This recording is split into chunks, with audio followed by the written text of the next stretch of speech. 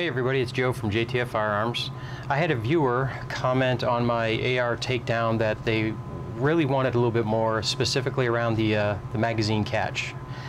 So what I told them I would do is make a very short video on how to put the magazine catch into the lower receiver. So if you ever break it, have to replace a spring, etc., you'll know how to replace it. It's a very, very simple process. So you have your components here: the catch, the release button, and the spring. And that's it. Catch goes right into the lower receiver like so. Hold it in place, flip it over, put the spring on, take your button. What I do is I just turn the button a couple times just to get it started.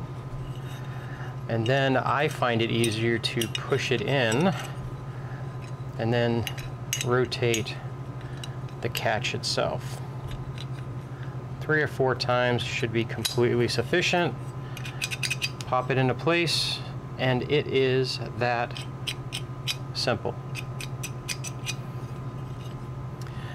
If there's a video that you want to see about a specific part that maybe is not in one of my other videos, please comment in the section below and let me know, and I'll gladly make a video for you, specifically for you, and shoot you a link as soon as it's complete. Please go ahead and subscribe to the channel, hit that like button.